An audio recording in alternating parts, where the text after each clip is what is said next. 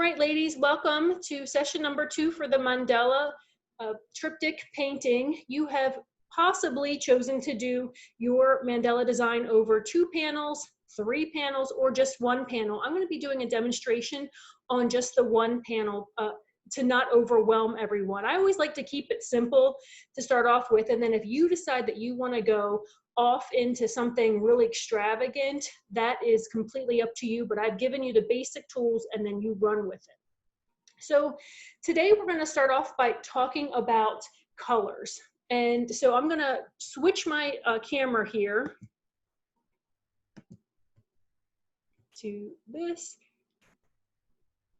All right, so hopefully I now have my camera that is on my drawing as the spotlight. Can you give me a confirmation that is big on your screen? Thumbs up, perfect. Thanks, Teresa, I appreciate that. Okay, so looking at your design, you're probably wondering, where do I go from here?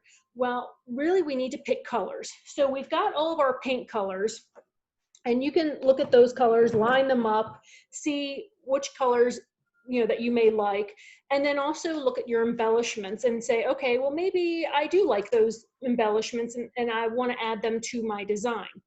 So what you want to do is take them out of the package, and then you can line them up on your design, see how many there are in each package and see where you'd want them to go, and then note that on a separate piece of paper. So maybe you could jot that down maybe in the corner of your paper. Okay, you can trace the shape even. So if you don't know what to call it, you can just trace the shape and say X amount, I've got this much and it's going on the small hump. Just so you can note for yourself for future reference. Okay, so you see, do you like the embellishments? Do you not? You can put all kinds of embellishments such as rhinestones, the buttons, glitter, beads, any of those things can be added, or if you want to add anything else to it. So gather all those things up, look at those colors of those things, and then from there say, okay, well, I'm going to use this lump of stuff, and then think about the colors paints that you have.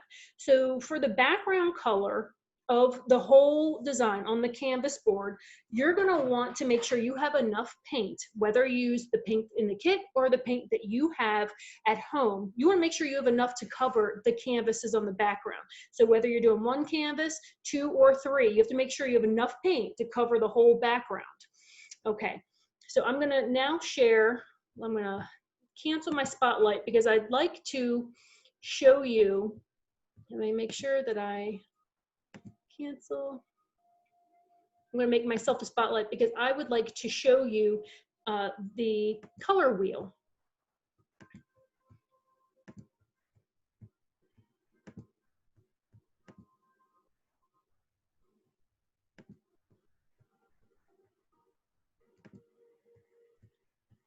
Okay, so let me make sure that also, now can someone let me know that this is the big screen that you can see?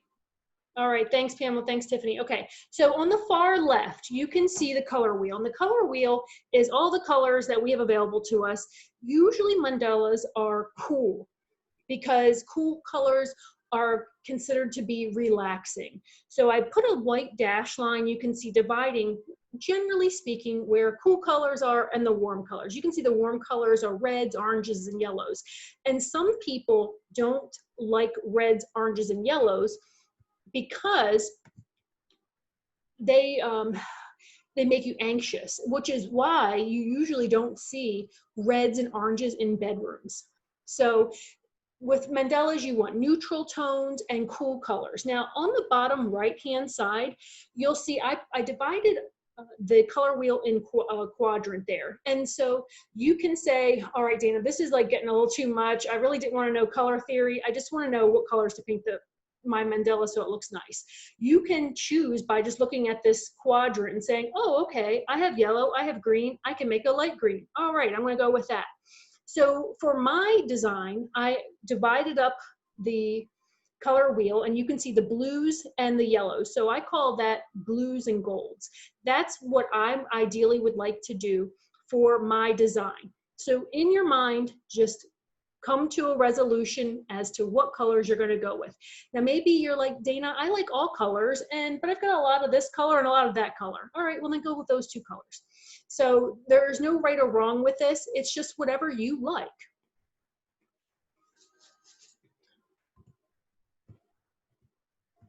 All right. Okay, so I'm going to go over 3 different types of backgrounds for the mandala design. I have a plastic bag background, a firm card, and a brush. All right, so I'm going to go back to my board down here at the bottom. So I'll move these off here. And I'm going to show you real quick the techniques. The first one is the bag technique. And so what I did, and I actually have this demonstrated in the video here, is I chose 2 colors and I did one color as the background color. And that's usually the solid color, not the metallic. And the metallic colors, unfortunately, are not opaque enough to allow you to use the whole color for the background. So I like to use it as an accent. So on this first panel that my hand is on, I used that straight brown from the tube, from the kit, and I used a plastic bag. I cut the handles off, and then I balled up the plastic bag, and I just tapped all over the canvas. I let that set up for about a minute, and then I picked up the gold and I tapped the gold all over the canvas also. So I like this background, but the thing to know about this background is if you are unsure of your painting skills or maybe just want to start off basic, this would not be an ideal background for you because you may want to do touch-ups. And this type of background is not easy to touch up because of the variegation. So here's another example. I did the solid blue that's in the kit on the background, and then I did a little bit of gold over top. Okay, so that is the bag technique. After that, I have this kind of a knockdown technique. And this is done with a card, and I actually have this flyer I got in the mail, and I cut it up like a business card size. This is a card that came in the mail here. You could use a card like this, or you can use one of those plastic cards. This was like a card that came in the mail to me, I guess a promotion. They were trying to send me something, and usually I throw these away, but then I started thinking that this would be a great tool to scrape the paint on the canvas. I also use it for some of my other craft activities.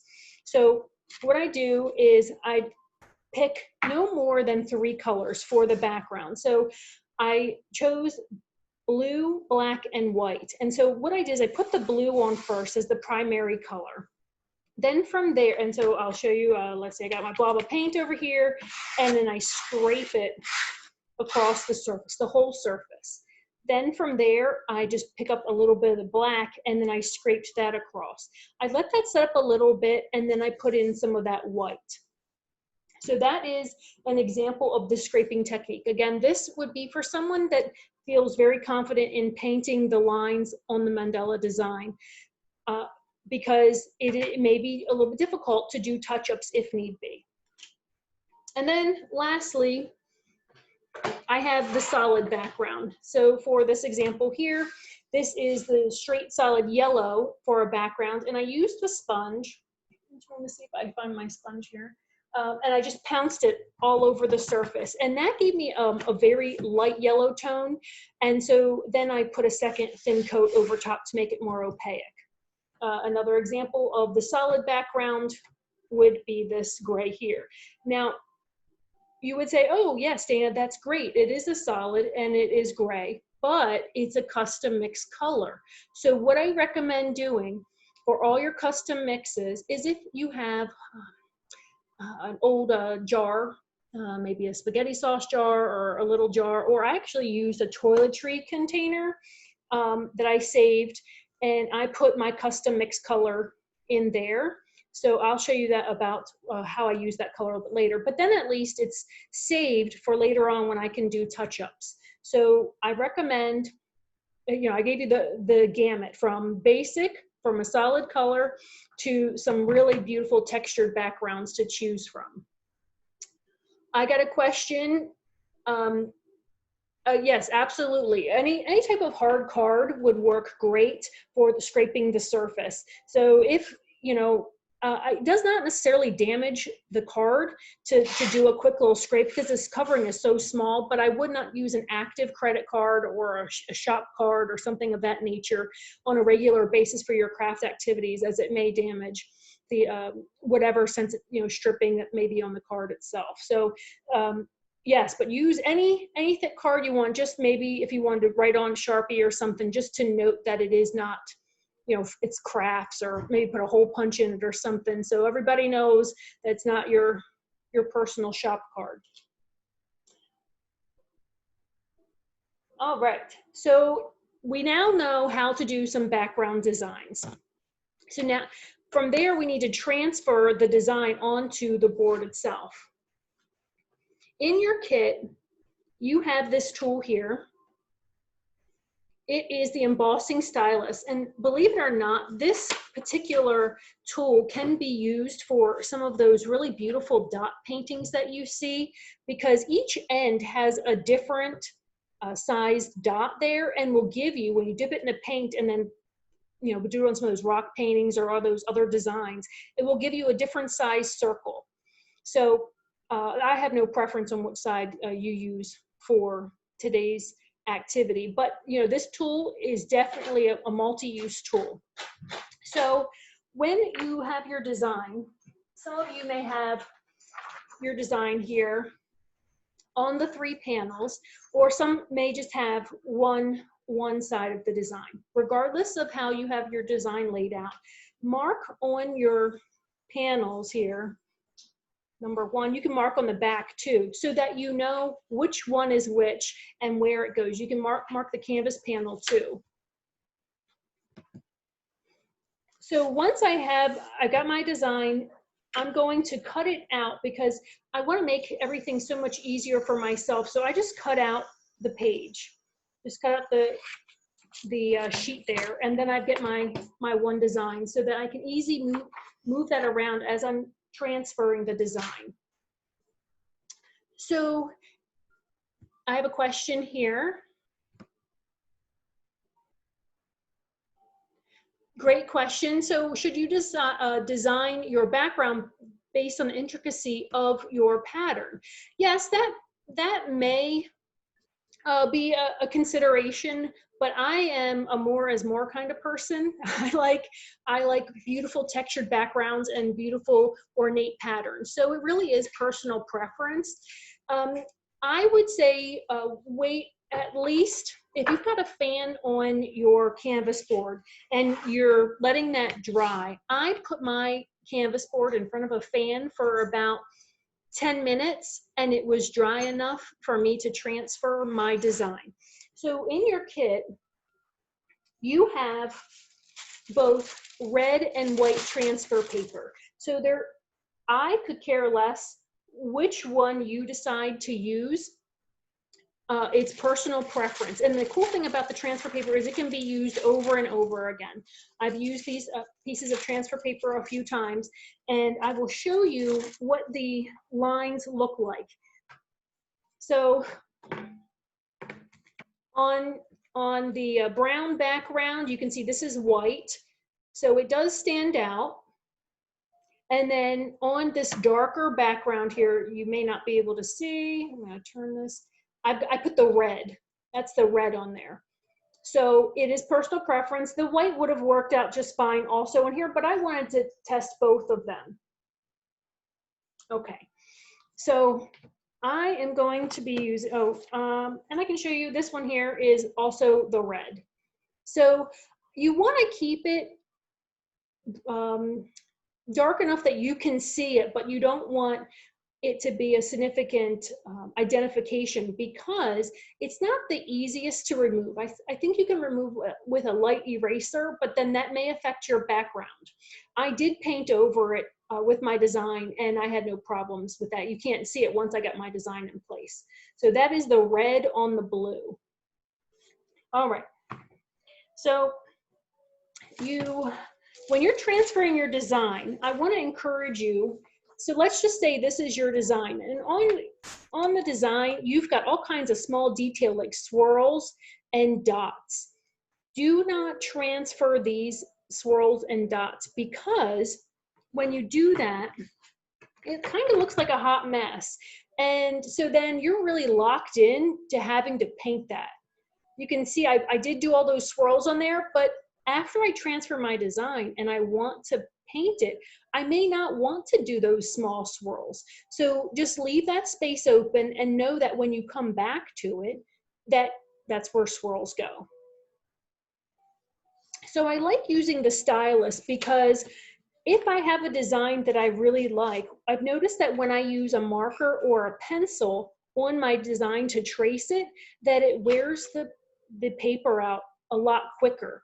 And if I want to reuse the same design over and over again, I found that the stylus keeps the paper intact just a little bit longer. All right, so quickly, I will show you how I transfer. Like I said, I cut out the piece. I did mark on the back, of the paper, and mark on your canvas so that you know which is which. So I'll use the white here. And because my paper is a little bit smaller than my board, I'm going to center everything. And so since my design goes from one side, I'm going to just line my template up with that one side, and the same with the transfer paper. So sometimes as I'm doing it along, I might get distracted and I don't know where I left off at. So what I found is that I'll just do one row at a time. And I don't do the circles because that's where I'm going to put my rhinestones. So I'll leave my circles out. Also, I'm not going to do every single line, the template line, because I may not want that on there. So I'm just quickly going to just get a few lines in place here so that you can see.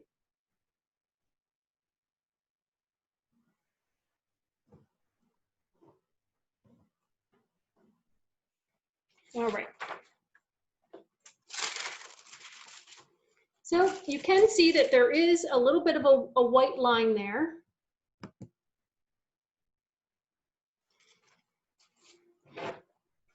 And now from here, if there was any other details that I wanted to put in there, I can draw that in with the pencil if I wanted to remind myself of some other embellishments. Also, when I'm painting my design, I can keep my template next to me so that I know, okay, I'm at this section here, I'm referring to my template over here, and this is what the pattern is.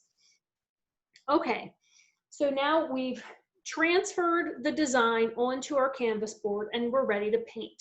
So you've got that fine detail brush in your kit, and when you paint, I recommend using the straight paint, or if you make a custom, to have that available for later use, saved in a jar or a container of some sort. So when you paint that on, I like to keep some water handy because after a couple lines, my brush tends to get dry and the paint gets gunked up close to the ferrule there, and I don't get a nice smooth line. All right, so here's an example of a painted design. And after I painted the design in white on this particular panel, I really got antsy. And I decided to put a couple rhinestones in place to help keep me motivated, which is fine. So I'm like, ooh, that looks great. Okay, I'm ready to keep on going because I can't wait to see how this is gonna continue on. So that custom color that I mixed up, I actually added a few dots of that color in some of the white dots. And then I put this really pretty delicate line pattern inside those larger pieces there. So this is a piece that I'm continuing on. you can glue on your rhinestones or embellishments with the glue from the kit, or you can use any other glue that you would like. I did find that when I used this glue in these sections at the top here, it made my color look really dark. So you can see that it's lighter on both sides here, but then in these humps, it reads a little bit darker, and it actually has a bit of a sheen to it. And so what I did is I just took the glue and I filled in the sections, and I used the nozzle of the glue to move that around, the glue around, but I stayed inside on the gray part. And then for some of the smaller sections, you can use the end of your brush to help get you close up to those corners. And so that gives a sheen in some of those sections, which gives another creative dimension to your mandala design. But don't do this. I've done this so many times. Put the glue in place and then go to do something else on your panel. You're rotating your panel and then you set your arm in it. That has happened, or you set your other canvas board in it, or your template design. So that has happened too many times to me. So you're definitely going to want to save that step for when you're taking a long break, and let that be. You could also put glitter in that section there if you wanted to. All right, so I have shared with you a nice variety of options for painting your canvas boards. I am going to change my screen back to me to see if anybody has any questions. Go ahead and type them in there. I try not to give the actual full completed design because I'd like to make sure that I'm not pushing my art on to someone else. So I like to keep things as open creative on your end as possible. But you know, every once in a while when I send the emails, I'll send a progress of either my artwork or someone else's artwork to help inspire you. So the glue in the kit is just clear Elmer's craft glue. I actually prefer the white glue, but the clear glue will work fine. That's the one that came in the kit, the clear glue. But the white Elmer's or craft glue would work fine also. Great question. If you wanted to use other glue on your canvas panels, you could, I would not use, was that quick drying glue? What is that glue?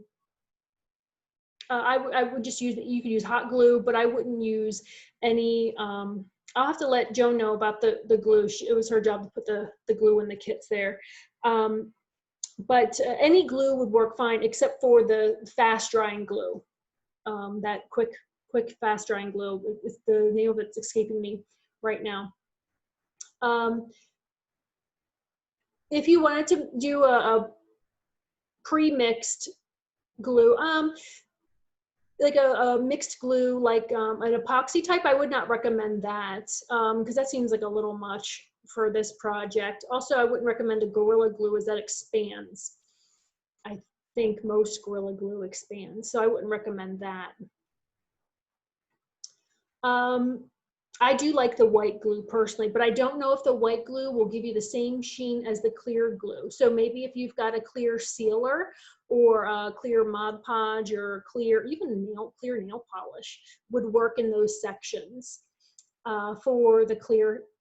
You always, when you buy clear nail polish, you have good intentions for it, and then you end up not using it, and then you've got clear nail polish just laying around. So that would be perfect, and it's a perfect size too, these little shapes here. All right, so any other questions? Yeah, sorry about the peanuts. Like I said, you know, I never know if any of those kits are going to be mailed out. And so I just want to make sure everything is preserved really well because no one wants to open a kit and have paint exploded everywhere. So I have peanuts that come in my packages, and I figure why not reuse them so y'all get the peanuts too. Hey, participant 18645, if you're able to message me or send me an email, let me know who you are so I can check you off the roster. That would be great.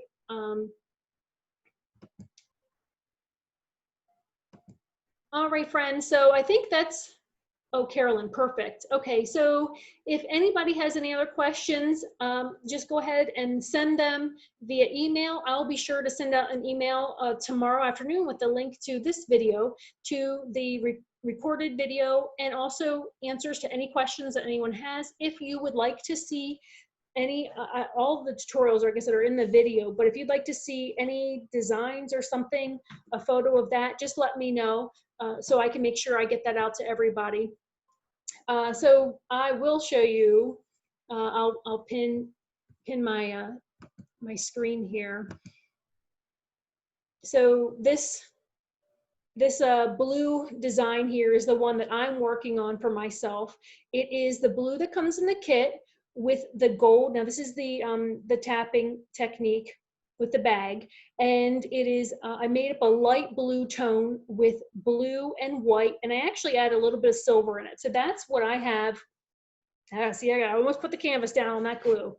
So that's what I have in my jar here, and I'm saving that because I'm using that same color in this separate panel here, and I will most likely use it in this yellow panel when I put the design on there. So that though all my panels will be a little bit different with different designs, all of them will have similar colors in some aspect. So I did put the 3 rhinestones on these 3 little sections here. I don't think I'm going to be putting any more rhinestones on this particular panel that has the gray. I think I'm just going to do a little bit more paint, and maybe use the yellow paint on top of the white to help have a relationship between the 2 panels. But if you're doing the Mandala design on the 2 panels together or the 3 panels, then you don't necessarily need to worry about all of the relationship from one design to another. All right, friends. Well, thanks so much for joining me tonight. I'll be sure to get this video wrapped up and get things over to you as soon as I can. Have a fantastic evening. I look forward to seeing your progress photos, if you wouldn't mind sending them along in the next week or so that I can maybe help out someone who may be having a creative block. I always like to share some artwork and then some questions for the group, as I've done in previous classes, so that if you're just wondering, I like doing art stuff, but I don't know what creative stuff looks good. I'm happy to share and give some ideas. And if you've got a drawing or design that you would like some help with, just take a quick little snap of it and send it my way, and I'll be happy to give any guidance or suggestion or questions to help lead you to coming up with a creative resolution. Happy Thanksgiving. And well, Teresa, great question. So if you're not feeling so confident about your work, don't worry, I won't call you out. I don't think I put anyone's name, I did not put anyone's names attached to the artwork. The last time when I did a presentation of the artwork, I did not attach it or call anybody out, unless you would like to during our 3rd session. And that will be in 2 weeks, where we will get to show off our beautiful designs. If you're not feeling that confident about it, I definitely encourage you to share it with others, because you'll be surprised how beautiful your work is. And remember, art is in the eye of the beholder. It's subjective. And so, you may see things as awful because you've been staring at it for hours, but someone else may see it and say, oh my goodness, that's the most beautiful thing I've ever seen. Oh, I never thought to do that particular type of technique, and decide to use that on their own work. So please don't hold back, just share. We're not here to judge. We're just here to have fun and to learn something new. And so that's all I've got. I will stop talking now. Thank you all. Take care, be safe, be well, and of course, be creative.